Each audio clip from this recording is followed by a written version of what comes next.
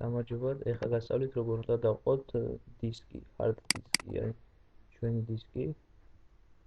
თქვათ რამე ინფორმაცია, თქვათ C-ზე გაქვთ ძალიან დიდი ტევადობა და D-ზე ძალიან ცოტა, ხო? შეგიძლიათ მოვაჭრათ C და გავაკეთოთ კიდე ერთი დისკი, აი როგორც მე მაქვს. როგორც E. ესე იგი ამისათვის საჭიროა ვაჭრეთ პუსკს, ანუ სტარტი, იგივე ინგლისურად. შემდეგ კომპიუტერს მარჯვენა კლავიშით უправление, ანუ მართვა და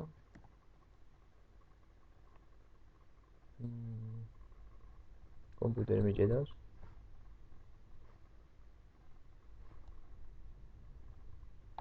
აი ესეთი თანჯერა გამოვა. შემდეგ ავიჩევთ dispetcher устройств, არა უბრალოდ управление დისკამ, ანუ დისკების მართვა. და აქ უნდა გავაკეთოთ შემდეგი.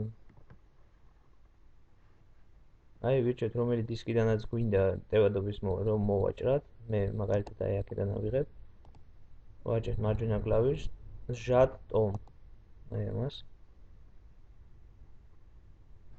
და ვიჩვენოთ ვაძლევთ აქ რამდენი მეგაბაიტი გვინდა ჩვენ, ანუ ეს ეხ არის 71 გიგაბაიტი და ჩვენ აქედან მოვაჭრათ, ვთქვათ, სადღაც აი 20 გიგაბაიტი.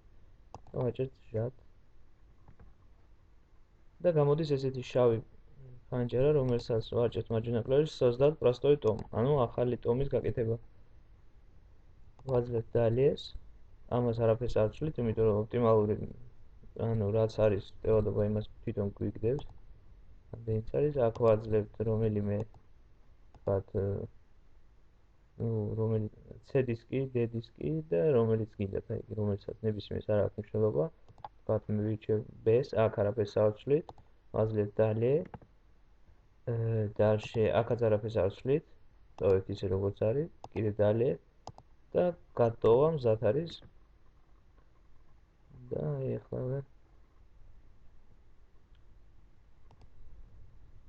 აი შეიქმნა ჩვენი დისკი. აი ეხლა გამოჩნდება. აი ესე იგი, აი ეს არის B დისკი, ანუ B დისკი და ოღონდ წარწერა წერია новый том და ამის შეცვლა ძალიან ადვილია. ანუ ნიშნავთ რომელიმე local disks, რომელსაც აწერია, ესე იგი, ხო არ არის ლამაზი новый том ვაწერია და ვაძლევთ მარჯვენა F4-ს და შემდეგ Ctrl-C-ი ვაკოპირებთ და აქაც მე მოვნიშნავთ, ვაჭრეთ F4-ს და ვაძლევთ ვставить, ანუ Ctrl-V. Продолжить. Всё, local disk B. აქ 20 გიგაბაიტია და აი ეს დისკი იყო 71 გიგაბაიტი და აქ გადავიდა 20 გიგაბაიტი. Всё, ეხლა შეგიძლიათ რაც ჩვეულებრივად ისარგებლოთ. თქვა ჩაწეროთ რაიმე.